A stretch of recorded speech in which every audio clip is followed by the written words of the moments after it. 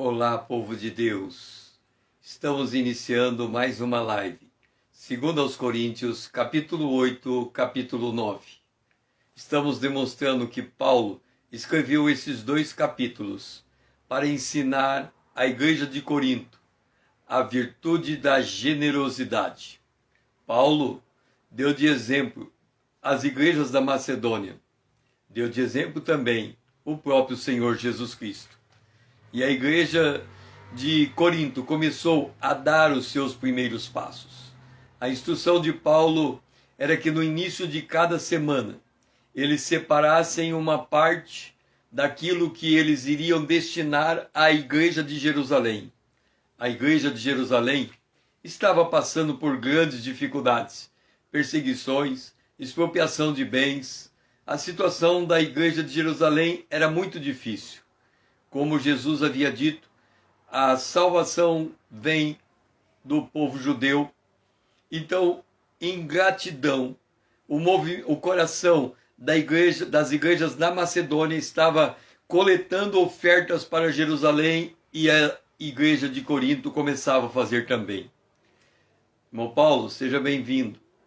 Na última live, nós demonstramos, através da história da viúva, que o ato de dar oferta é muito mais do que tirar o dinheiro e entregar para alguém. Há uma mudança na mente, uma mudança na maneira de pensar. Há uma mudança na percepção do governo divino, em detrimento ao governo desse mundo, ao Deus desse século.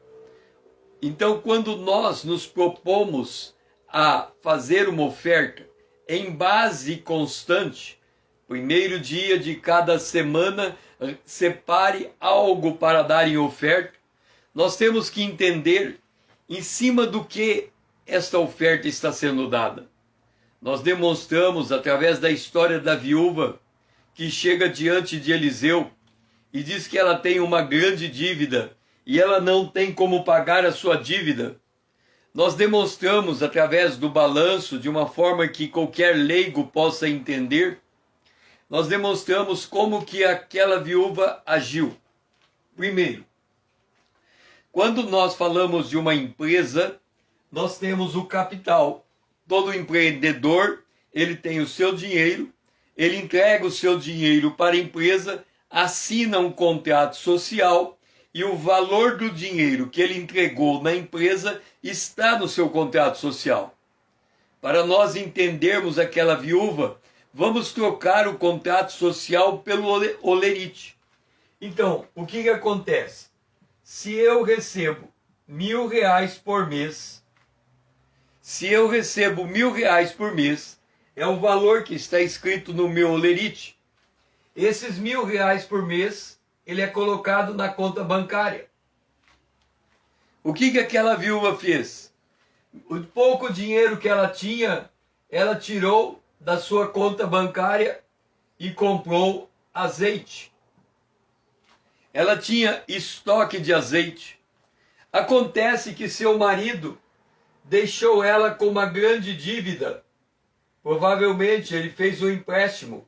Vamos considerar que o empréstimo que ele tenha feito tenha sido em torno de R$50.000. Esse empréstimo que ele fez poderia ser para comprar uma casa. Para comprar uma casa, R$50.000. Então é assim que funciona quando nós fazemos um empréstimo, nós ficamos com uma dívida. E essa dívida tem uma contrapartida.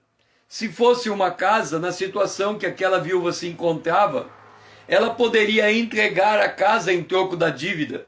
Então, provavelmente, ela não tinha uma casa. Ela podia morar numa casa, tipo uma casa alugada.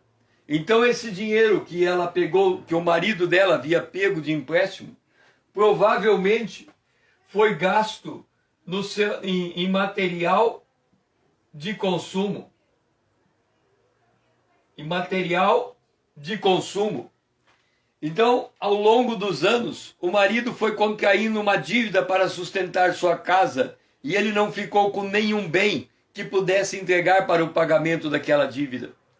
Aquela viúva pede dinheiro ao profeta, o profeta manda ela pegar azeite, vasilhas, e encher as vasilhas com azeite. E assim, no seu quarto fechado, acontece um milagre de Deus. E esse azeite, vamos imaginar que o azeite multiplicado, R$1.000 de azeite, se tornou R$50.000 no caixa daquela mulher. Vamos pegar R$100.000. Se tornou R$100.000 no caixa daquela mulher, porque o seu azeite foi multiplicado. O apóstolo Paulo instrui essa mulher a vender parte, a pegar parte do dinheiro que ela teve, pagar a sua dívida. Se ela pagou a sua dívida, ela ficou com R$50.000. R$50.000 em estoque de azeite. E se ela ficou com R$50.000 em estoque de azeite, aquela mulher se transformou numa proprietária de uma quitanda, de uma mercearia, vendedora de azeite, porque o profeta disse para ela: agora viva do resto. Com isso nós estamos querendo dizer que quando nós queremos, nós estamos tratando de oferta muito mais do que simplesmente pegar o teu dinheiro e entregar. Você tem que rever o seu propósito de vida, a sua maneira de ter o seu orçamento.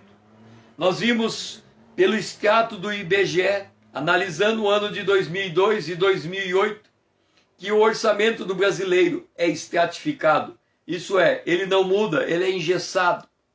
Então, e no orçamento do brasileiro médio, na pesquisa do IBGE, uma coisa nós percebemos: não há uma classificação de despesa do tipo doação, dar oferta. Então não é da índole do brasileiro dar oferta, ofertar. Então, se nós tivéssemos que fazer oferta, nós estaríamos como a igreja de Corinto, que precisa aprender a ofertar. Em 2 Coríntios, capítulo 8, versículo 13, o apóstolo Paulo dá uma orientação à igreja de Corinto. Por quê? Não é para que outros tenham alívio em vossa sobrecarga, mas para que haja igualdade. O apóstolo Paulo, quando ele instrui uma igreja a dar oferta, ele diz assim: dê oferta a partir daquilo que você tem. Muitos pastores hoje, quando vão pedir oferta para a igreja, chega a dizer coisa do tipo: você quer comprar uma casa? Entrega o dízimo da casa que você vai ser abençoado para ter a casa. É diferente a instrução de Paulo. Paulo diz: a oferta tem que começar por aquilo que você tem. E conforme nós vimos nesse quadro, nós estamos falando daquilo que a pessoa tem baseado na sua renda. Porque se ela vai entregar a sua oferta toda semana, como era o caso da igreja de Corinto, para nós seria uma oferta mensal, ou o trabalhador entrega a oferta em cima do seu lerite, ou o empresário entrega a oferta em cima do seu lucro. O fato é que a base da entrega da oferta é aquilo que você tem e não aquilo que você não tem. O apóstolo Paulo entrega esse princípio porque ele diz assim: é para que não haja sobrecarga, que não haja peso. Aquele que não tem vai receber daquele que tem, mas aquele que tem vai entregar o seu dinheiro com a dose de bom senso. Ele não vai trazer uma sobrecarga sobre a sua própria renda.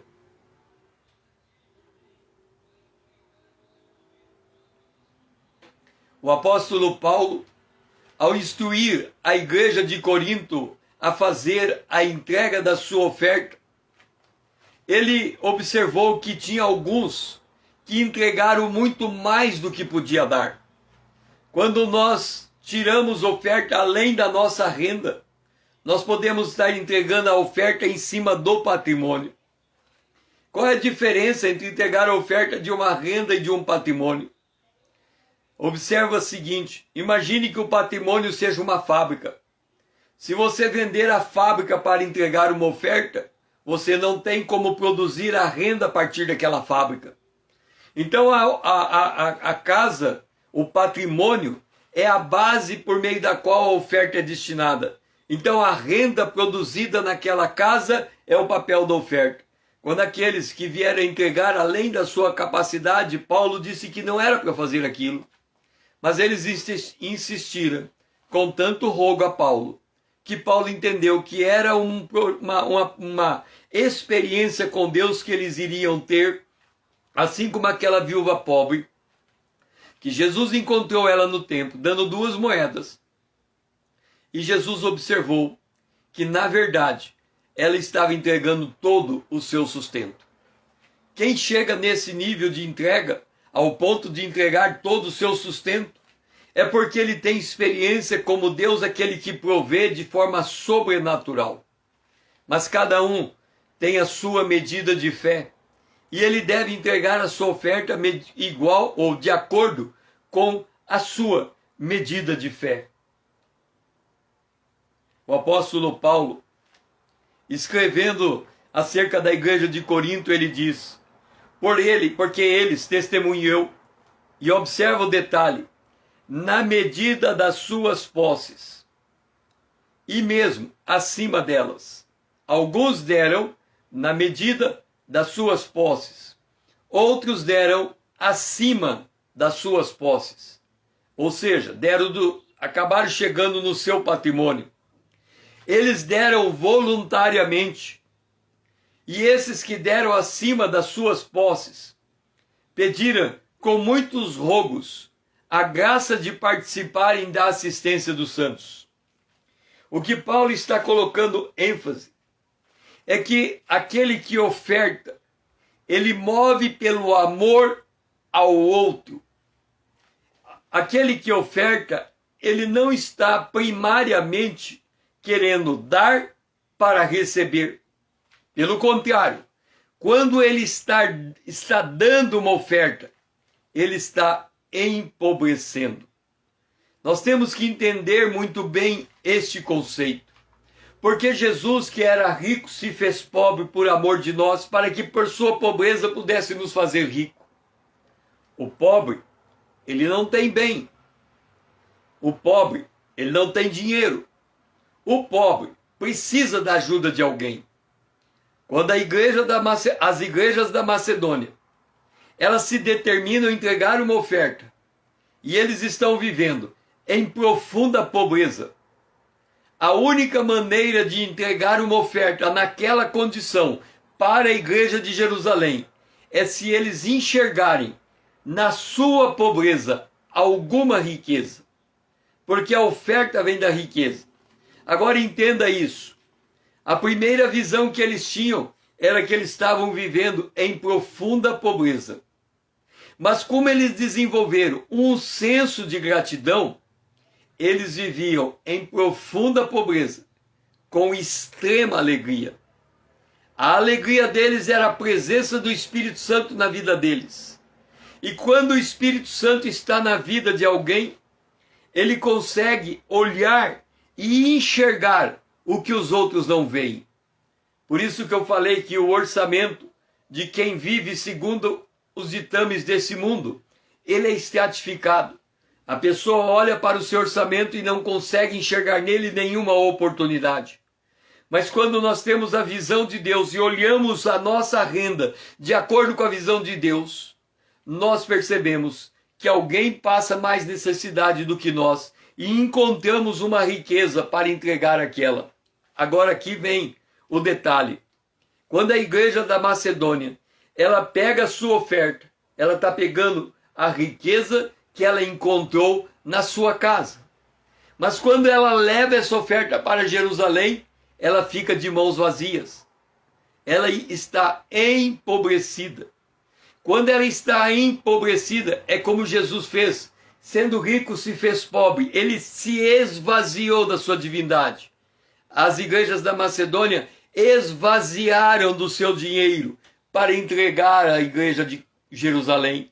Se elas se esvaziaram e se fizeram pobres, por um ato de consciência, voluntariamente, o Deus rico provê a necessidade desse pobre.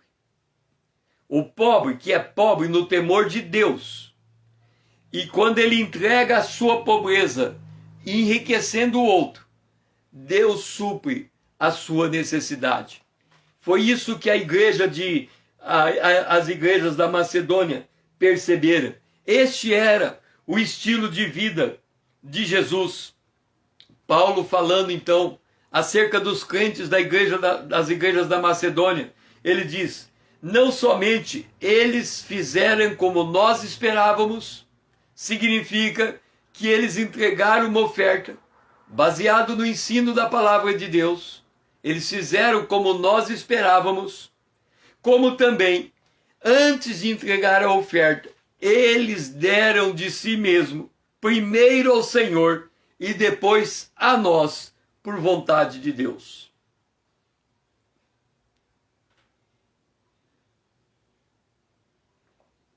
No Antigo Testamento, quando Deus mandou fazer o templo, aconteceu isso. Davi diz, ele voluntariamente deu oferta para o templo. E o povo foi movido pelo mesmo Espírito, entregando ofertas voluntárias para a construção do templo. Eles prepararam as ofertas porque Salomão, depois de Davi, iria construir o templo de Israel. Quando há esse mover voluntário, é em amor aos santos que estão padecendo necessidade. Isso é um mover do Espírito de Deus. Então, primeiro move o coração, depois encontra o valor para entregar a quem precisa. Por isso que Paulo, ao ensinar a igreja de Corinto, dando como referencial o mesmo referencial que ele entregou às igrejas da Macedônia, no verso de número 9 de 2 aos Coríntios 8, nós lemos: pois conheceis a graça de nosso Senhor Jesus Cristo.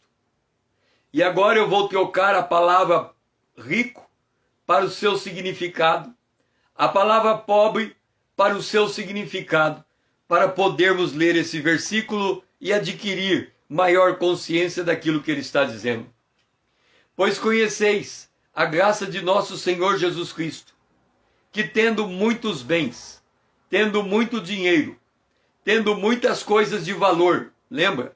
Ele estava à direita do Pai, o verbo era Deus, o verbo estava com Deus, tudo foi feito por ele, nada sem ele foi feito. Então ele é o dono do universo, ele tem toda a riqueza. Mas apesar de ter muitos bens, se fez desprovido ou mal provido desses bens, desprovido ou mal provido da sua divindade. Ele esvaziou da sua divindade e ele se fez carne.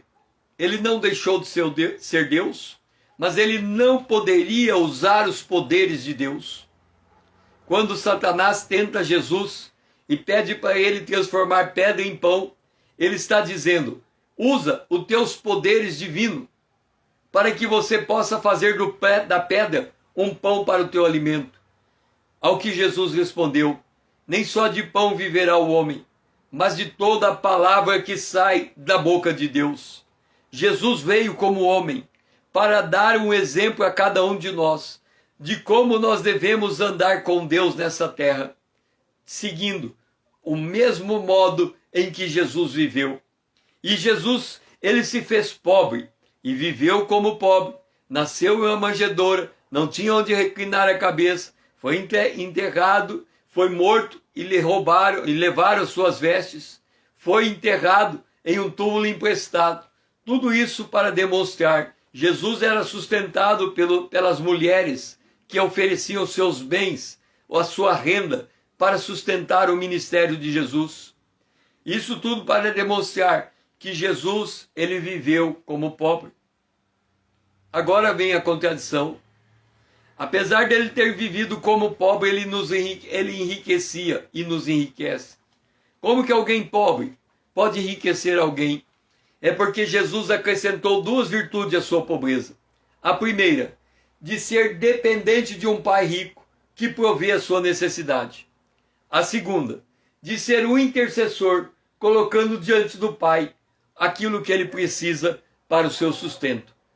O que aconteceu quando Jesus precisou alimentar uma grande multidão? Suas mãos estavam vazias.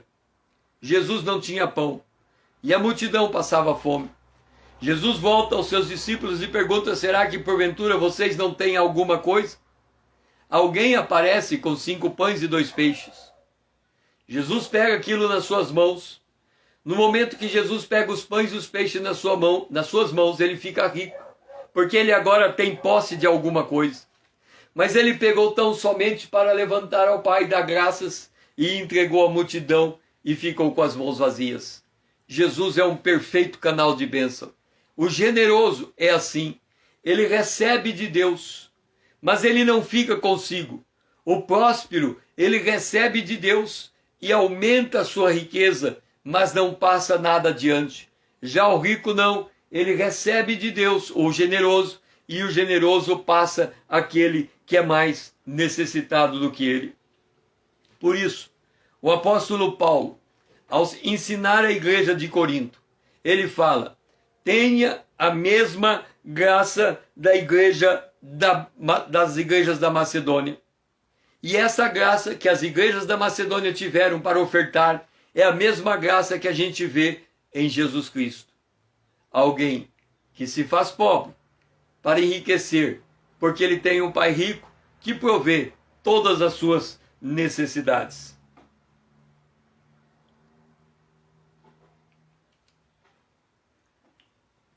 E aí nós temos que redefinir de novo o que é graça. Graça é o favor imerecido de Deus. Isto é graça.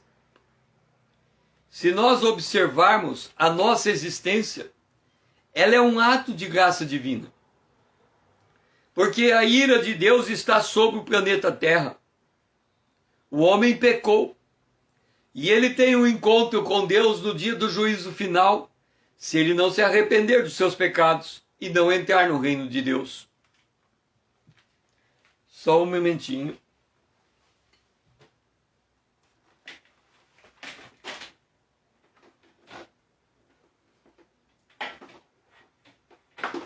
Nós que somos filhos de Deus,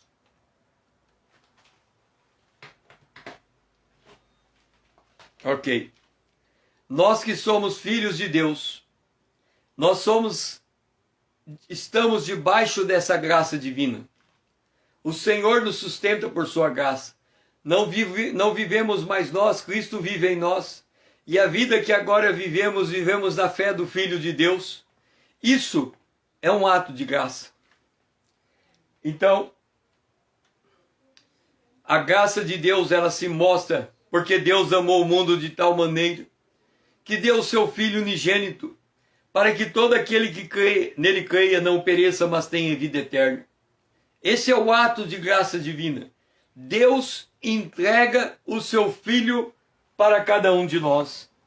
E ao fazer essa entrega, o apóstolo Paulo, fazendo menção a respeito desse ato de graça divina, em Romanos no capítulo 8, o apóstolo Paulo vai dizer assim: que diremos, pois, à vista destas coisas? Se Deus é por nós, quem será contra nós? Aquele que não poupou seu próprio filho, antes por todo nós o entregou, porventura, não nos dará graciosamente com ele todas as coisas? É isso que Deus faz conosco. Ele nos dá graciosamente todas as coisas. O generoso é aquele que reconhece aquilo que recebeu da parte de Deus, olha para o lado e, por amor ao seu irmão, ele repassa aquilo que ele recebeu sem cobrar nada em troca, porque ele recebeu de forma imerecida e repassou. Nós temos que entender que quando nós estamos falando desse tipo de oferta, aquele que recebe de Deus e passa, nós estamos falando de alguém que gera renda.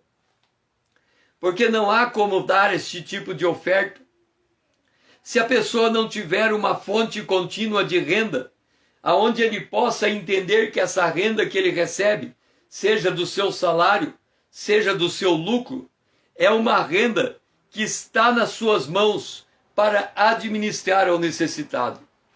Este é o que se coloca na posição de Jesus Cristo, porque ele recebe uma riqueza em suas mãos, mas ele tem a responsabilidade de administrar essa riqueza àquele que está padecendo necessidade. Nesse tempo de pandemia, nós estamos passando por momentos em que vamos precisar muito um dos outros. Nós vamos precisar muito do suporte financeiro um dos outros, porque está tudo se movendo de forma imprevisível. Comércios estão fechando, pessoas estão ficando desempregadas. E se nós formos olhar no Arraial dos Santos, muitos também estão sendo afetados por esse tipo de coisa. Lembra? Quando Deus chama José para ir adiante ao Egito, ele passou por muitas tribulações, mas depois ele veio a ser o principal no Egito. E chegou um período de intensa fome. José estava na condição de distribuir as riquezas do Egito. E quando chegou os seus irmãos de Canaã, José conseguiu preparar para eles a melhor terra, para que eles pudessem continuar prosperando no seu trabalho. Deus levou Josué antes, preparando renda, para que quando seus irmãos passassem necessidade, José estivesse apto a atender às necessidades do seu irmão. É assim que Deus faz com o generoso. Deus enriquece o homem generoso para que ele possa, ao seu tempo, suprir a necessidade do seu irmão que está padecendo necessidade maior do que a dele. E aí, quando o apóstolo Paulo ensina as igrejas da Macedônia o exemplo de Jesus, e quando as igrejas da Macedônia enxergam a necessidade da igreja de Jerusalém, o que eles fazem? Eles levantam uma oferta. Porque não há como amar a Deus se não amar o próximo. Jesus disse: amarás o Senhor teu Deus de todo o teu coração, de toda a tua alma e de todo o teu entendimento. Esse é o grande e primeiro mandamento. O segundo é semelhante a este: amarás o teu próximo como você ama a si mesmo. Então, quando nós nos tornamos cristãos, nós temos que entender que recebemos um coração de carne. E esse coração de carne enxerga a necessidade do seu irmão. Percebe quando ele está precisando de algo e entra com provisão. O generoso é aquele que dá na medida exata. Ele vai conhecer a causa pela qual ele vai dar o recurso. Ele entra na vida da pessoa, ele ouve a necessidade da pessoa, ele conhece a dor que aquela pessoa está passando. E ele dimensiona quanto que ela precisa para ser ajudada. E aí, com as motivações corretas e com o prazer de ajudar, ele entrega da sua riqueza para aquele que está precisando. Por isso que ele é o bom samaritano. O bom samaritano, ele está andando na estrada, mas vê o homem caído, ele para, ele cura as feridas daquele homem, ele carrega aquele homem para uma estalagem, ele paga as condições para que aquele homem continue recebendo o tratamento. E quando voltar, se houvesse algum valor a mais, ele complementaria. Aqui está o exemplo de um homem generoso. Um homem que está entregando muito mais do que aquilo que seria de esperar. Por outro lado, há uma avaliação negativa que temos que fazer. A avaliação positiva: amamos a Deus, amamos a nós mesmos, amamos o próximo como nos amamos.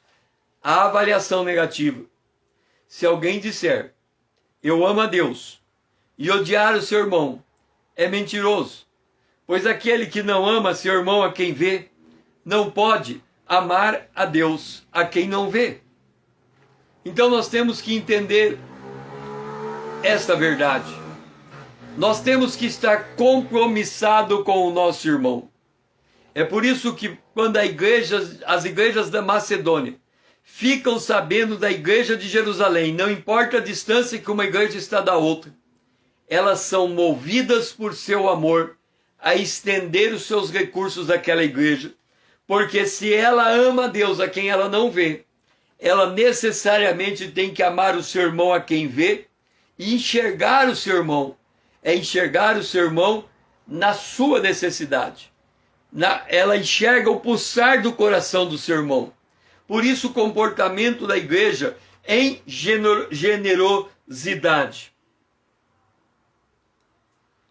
Jesus, ele conta uma parábola que também reforça essa necessidade de enxergar o outro. Mateus capítulo 26 em diante. Então o servo, prostrando-se reverente ao seu senhor, rogou: sê paciente comigo e tudo pagarei. O senhor daquele servo, compadecendo-se, mandou embora, perdoando a dívida. Quando nós recebemos Jesus, nós fomos perdoados de uma grande dívida. O salário do pecado é a morte. Nós estávamos sendo condenados à morte. A ira de Deus estava sobre nós. Mas a ira foi removida. A morte foi removida. O Espírito de Deus passou a habitar em nós. Nós fomos declarados justos e santos. Por causa disso, a nossa dívida foi perdoada. Mas aquele que teve a sua dívida perdoada, ele foi atrás do seu servo, que lhe devia bem menos do que ele devia ao Senhor. E ele cobrou aquela dívida. E de tal maneira que quando o Senhor soube, ele chamou aquele servo e disse: servo malvado, perdoei-te aquela dívida porque me suplicaste. Não devia tu igualmente compadecer do teu conservo, como também eu me compadecerei de ti? Nós fazemos parte do corpo de Cristo. E o corpo de Cristo é todo ele interligado pelo mesmo Espírito Santo. Quando um sofre, todos sofrem. Quando um se alegra, todos se alegram.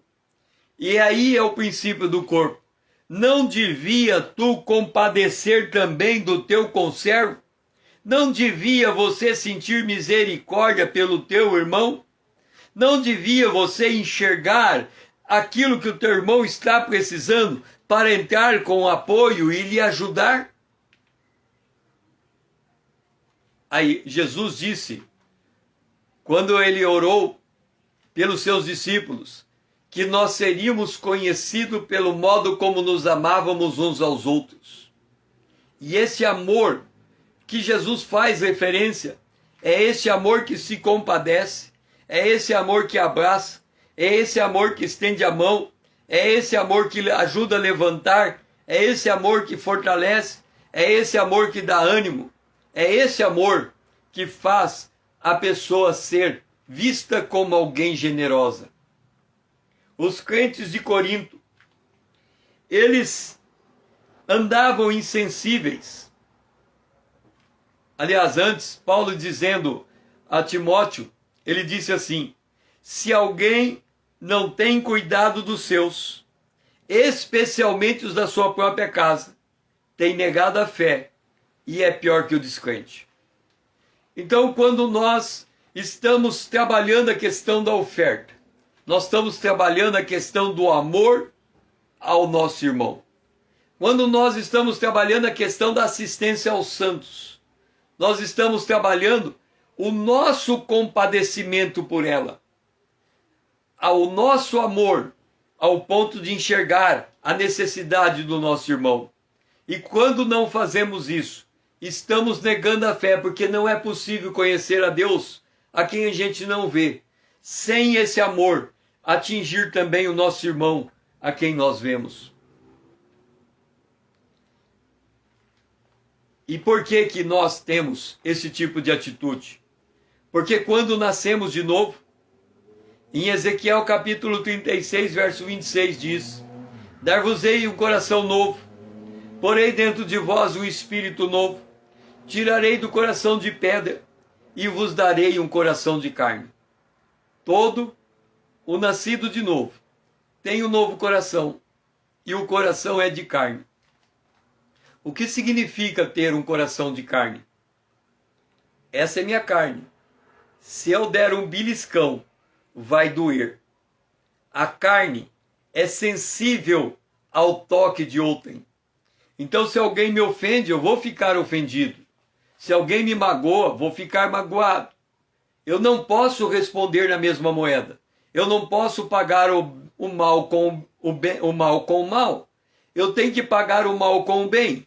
Mas isso não evita que eu seja ferido, que eu seja machucado, que eu seja entristecido, que eu fique chateado. Por outro lado, ainda que essas coisas acontecem comigo, eu libero o perdão. Esse é o coração de carne. Um coração que se compadece, um coração que ama, um coração que respeita, um coração que não ofende, um coração que tudo suporta, que tudo crê, que tudo espera, um coração que ama. Esse é o coração de carne. E aí vem Paulo e reforça aquilo que nós já falamos. Quando nós entregamos a oferta, é para que os outros tenham alívio, não é para que os outros tenham alívio e vós sobrecarga, mas para que haja igualdade. O que é ter igualdade? Paulo está dizendo o seguinte: imagina que eu tenho 2 camisas e o outro está sem camisa. Igualdade é eu pegar uma das minhas camisas e entregar ao outro. Eu passo a ter uma camisa e o outro tem uma camisa. É por isso que quando nós falamos de oferta, nós não podemos entregar a oferta ao ponto de sacrificar a nossa casa. É para ter igualdade. O que Paulo está dizendo é o seguinte: se você come 2 pratos de comida, coma só um e entregue o outro. Se você tem 2 camisas, fique com uma e entregue a outra. Então nós vamos ficar com o suficiente para o nosso próprio sustento, mas também vamos entregar aquilo pouco mais para o outro. Porque se nós olharmos, nós perceberemos que nós gastamos muitas coisas em supérfluo que não precisaria ser gasto, e esse valor pode ser carreado para outro que precisa muito mais do que nós. É isso que é dar com bom senso. Dar com bom senso é uma medida suficiente para mim e uma medida suficiente para o meu irmão, de forma que haja equilíbrio. Por isso que Paulo fala que aquele que oferta não entra em opressão, porque ele está atendendo a sua necessidade. Ele está tirando aquele pouquinho mais, que não afeta a sua necessidade, mas é muito importante na mão do seu irmão que precisa. E aí, o apóstolo Paulo vai falar em 2 Coríntios 3 e 4, sobre a medida da sua posse, e aquele que deu acima de sua posse. Se a graça de Deus é a medida da generosidade, como é que vamos traduzir a graça de Deus em quantidade de dinheiro? Porque dar oferta é dar uma quantidade de dinheiro. Como é que eu vou medir essa quantidade de dinheiro para eu dar de oferta ao outro? Essa medida da quantidade é a medida do bom senso. Não há como determinar a priori o que cada família deve entregar em oferta a quem precisa. Por exemplo, vamos imaginar que tem uma família com um filho. O padrão de alimentação dela é 1. Mas se ela tiver uma família com 10 filhos, o padrão de alimentação dela é outro. Se ela for medir a sua quantidade de oferta pela comida que ela tem, aquele que tem um filho vai poder dar mais alimento do que aquele que tem 10 filhos, porque ele vai ter que reservar mais alimento para atender a sua necessidade. É por isso que é muito difícil medir quanto cada um quer. Quando há uma sugestão, entrega 1.000, entrega 100, entrega 500. A pessoa que está falando a quantidade de oferta que precisa ser entregue, ela está induzindo o outro a entregar uma oferta que o outro não está preparado para entregar. Porque ele olha aquele valor, mas ele não olha a sua própria condição. A medida da oferta é a sua posse, mas para que o outro tenha igualdade com você. Então, a medida da oferta é a sua posse, para que o outro tenha igualdade com você. A oferta, ela tem que ser dada, e Paulo faz ênfase, alguns exageraram na quantidade. E ao exagerar na quantidade, esses que deram mais, pesaram a sua casa. Imagina você, se eu chego hoje e digo assim, eu recebi o meu salário e eu vou entregar 100% do meu salário de oferta. As despesas daquele mês vão correr. E eu não tenho outra fonte de renda. E o meu salário foi de oferta. Como é que eu vou vencer esse mês? Se eu vier a fazer isso, é porque eu estou me colocando em uma prova de fé, que eu creio que na provisão de Deus, que Ele vai me dar de alguma maneira e vai suprir a minha necessidade. Mas e se não acontecer, se Deus não suprir, eu vou passar necessidade e eu vou passar fome nesse mês. Mas eu tenho que estar preparado, quer seja a vontade de Deus, Ele me dar a provisão, quer seja a vontade de Deus, eu não ter a provisão. O fato é que isso é uma exceção. Paulo tratou como exceção.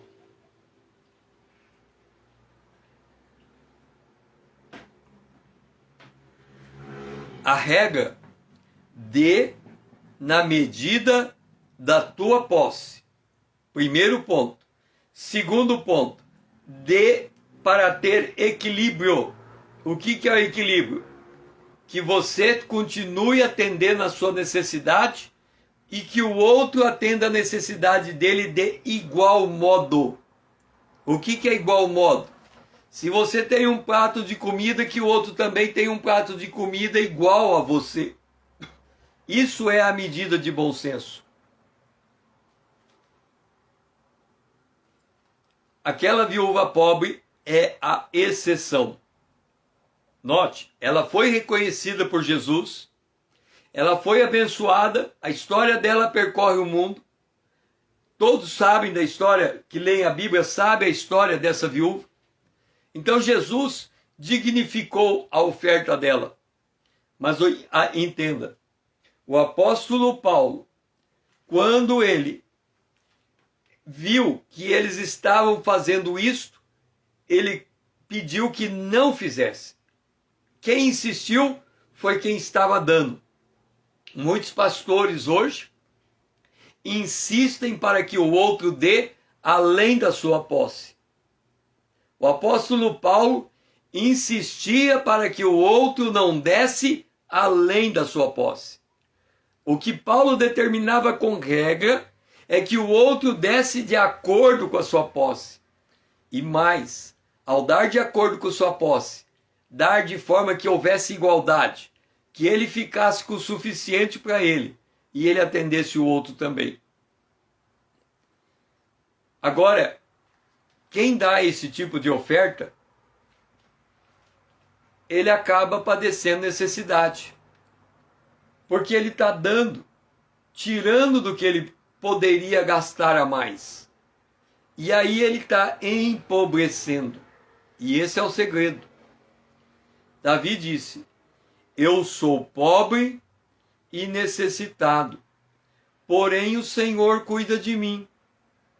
Tu és o meu amparo e o meu libertador. Não te detenhas, ó Deus meu.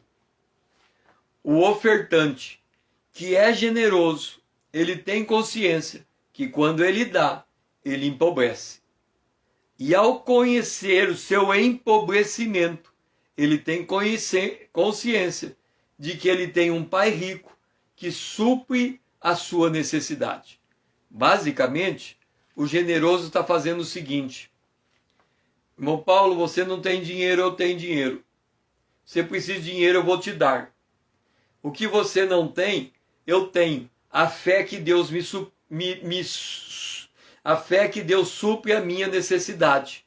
Então, como a minha fé é forte, o dinheiro está na tua mão para atender a tua necessidade. Aí o irmão Paulo vai falar assim: não, eu sou igualzinho aquela viúva que chegou no profeta Eliseu. Eu creio que Deus multiplica o meu azeite. Pode dar essa oferta a um outro irmão que tem mais necessidade do que eu. Então cada um tem a sua medida de fé. Cada um percebe como é que ele consegue se ver diante de Deus. O generoso é aquele que está seguro que quando ele empobrece por entregar a oferta, ele tem um Deus que supre a sua necessidade. É aí que funciona. Dá e ser-vos-á dado. Dá e ser-vos-á dado. Vamos completar a frase. Dá e você ficou pobre. Porque você ficou pobre, Deus vai lhe acrescentar. Você está rico, dá e agora você ficou pobre. Porque você ficou pobre, Deus vai te dar. Esta é a lógica do dá e ser-vos-á dado. Quem dá, ele dá com a consciência que ele está empobrecendo.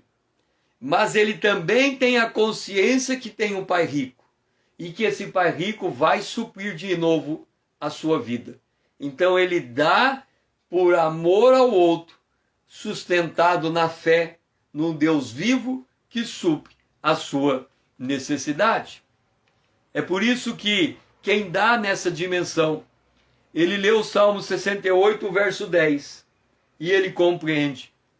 Aí habitou a tua grei, em tua bondade, ó Deus, fizeste provisão para o necessitado.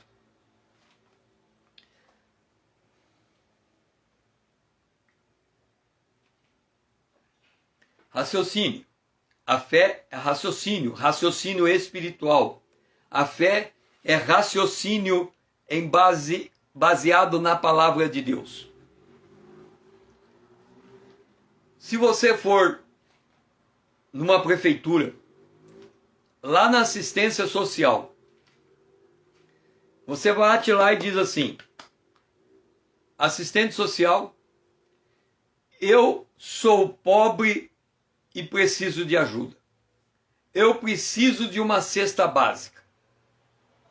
Eu estou desesperado. A minha casa está passando fome. Por favor, me dê uma cesta básica. Qual é a minha posição? Eu sou pobre. Aí esta assistente social vai dizer: nós temos um programa aqui na prefeitura que pode te entregar uma cesta básica. Você fica todo faceiro, graças a Deus, consegui minha cesta básica. Mas ela diz, aí você começa a ficar preocupado. Ela fala assim: a tua renda e a da tua esposa, ou a tua renda e do teu esposo, não pode passar esse valor. Aí não deu. Se eu somar minha renda com a da minha esposa, passa desse valor. Aí ela fala: olha, é o seguinte, nós gostaríamos de te ajudar com uma cesta básica. A gente sente tanto a tua dor, mas a gente tem que cumprir o critério. Sem o critério, você não pode receber a cesta básica. E aí você vai embora entristecido. Aí você chega na tua casa e diz assim, acontece, né? Tem gente que faz isso. Mulher, vamos nos divorciar. Agora, assine o divórcio agora. Porque se eu tiver casado com você, a minha renda soma com a tua e não vai dar assistência. Aí você se divorcia. Aí você divorciou da mulher, volta lá e fala: assistente social, eu estou passando uma profunda necessidade. E está aqui, ó, eu preciso de uma cesta básica. Aí a assistente social vai dizer para você: tem um critério. eu tenho que cumprir o critério. Vamos examinar a tua vida. Você é casado? Não, sou divorciado. Ah, então não dá para ligar a tua renda com a da tua esposa. Qual é a tua renda? Ah, eu ganho R$100. Ok, tá aqui tua cesta básica. O que esse homem hipoteticamente fez? Ele viu o requisito da assistente social e tomou uma posição radical. Ele divorciou para poder entrar no critério.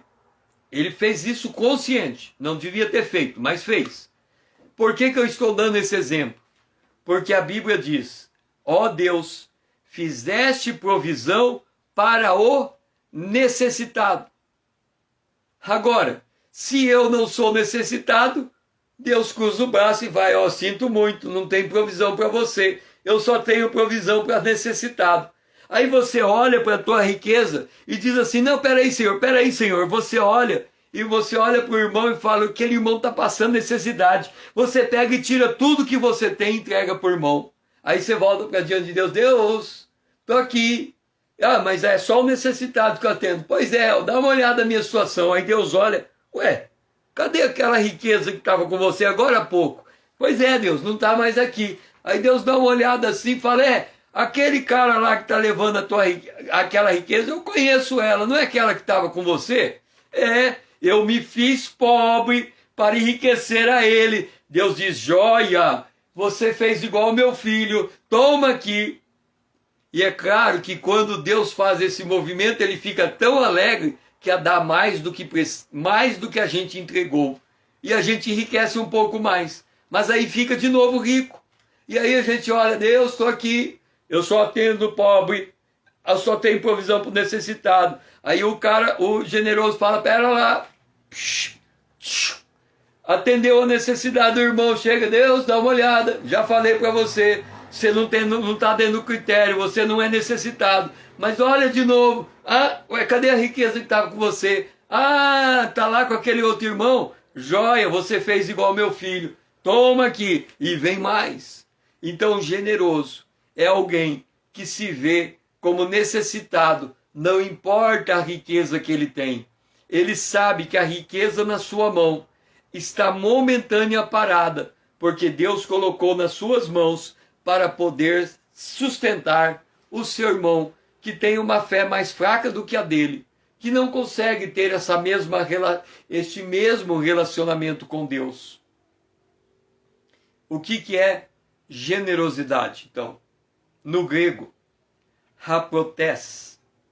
A palavra significa simplicidade, sinceridade, pureza, graciosidade. Ela vem do apros, que significa singeleza. Subjetivamente, sinceridade, sem dissimulação ou egoísmo. É generoso objetivamente. Ele de fato, ele pega o dinheiro dele e passa para o outro. Ele dá objetivamente. E é uma doação copiosa. É uma doação. O generoso, ele é liberal. Ele é simples. Ele é singelo. Ele é substantivo. Então, quando ele dá, ele está dando com compaixão. Ele está dando com prazer de ajudar. Ele está dando com simplicidade. Ele está dando com sinceridade. Ele não está fazendo negócio com Deus. Ele compreende a dinâmica do reino de Deus. Ele sabe que um corpo, quando sofre, todo mundo sofre. Mas ele está dando com bom senso. Ele não está dando para ele padecer necessidade. Ele está dando para ficar o suficiente para ele e atender o outro também. De forma que os dois têm igualdade. Gálatas, capítulo 6, o versículo 2 diz: levai as cargas um dos outros, e assim cumprireis a lei de Cristo. Nós, quando olhamos para a carta de Paulo, segundo aos Coríntios, capítulo 8 e 9, nós temos que entender qual é o propósito de Paulo nesta carta. ele está ensinando como nós devemos assistir os santos como a manifestação do nossa intimidade com Deus. Isso é uma coisa de intimidade com Deus. Quando eu estou entregando, eu estou ficando pobre, porque na minha pobreza eu estou na dependência de Deus. É por isso que Paulo, ele instrui, quando você compra, não seja como você comprasse, como se fosse teu, ou como você tivesse posse. Nós temos que ter a coisa material ao mesmo tempo que usufruímos dela. Nós temos que ter ela de tal maneira que a gente consiga passar ela para frente. Isso é esse desapego. Isso é estar com o coração preparado o tempo todo para estender a mão, para amar, para abraçar uma causa, para se envolver nela. E quando nós fazemos desta maneira, nós estamos demonstrando o nosso profundo amor para com a obra de Deus, o nosso profundo comprometimento para com o reino de Deus. Nós estamos demonstrando que nós não vivemos uma fé só de natureza espiritual. Pelo contrário, nós estamos entendendo que o reino de Deus afeta todas as dimensões, dimensão espiritual, dimensão natural. E quando nós estamos fazendo assim, nós percebemos, como o profeta Elias percebeu, quando ele parou naquele córrego, e o corvo entregava carne para ele comer, e ele bebia da água do rio. O corvo trazendo a carne é o milagre. A água do rio é o fluxo natural das coisas. Ele bebia da água, da coisa natural, e ele também bebia da coisa espiritual, do milagre de Deus. O generoso, ele é chamado para esse tipo de experiência. A experiência de conectar Deus com a necessidade material do seu irmão. E quando ele faz isso, e ele faz com constância, e ele faz toda semana, e ele toma isso como seu estilo de vida, o seu coração vai aumentando em generosidade. A posse de riqueza também vai aumentando gradativamente, mas a capacidade de ajudar muito mais pessoas também vai aumentando na mão daquele que é generoso. É para esta obra que Deus nos chama, que nós possamos aprender a levar a carga um dos outros. Na próxima live, nós vamos responder a pergunta: qual é o papel da crise na generosidade? Como que a gente faz para ser generoso quando estamos passando por crises? Esta é a pergunta que nós deixamos para a próxima live. Eu espero você junto comigo para mais essa live amanhã, 20 horas, se Deus assim nos permitir. Que o Senhor seja louvado. Muito obrigado por sua presença.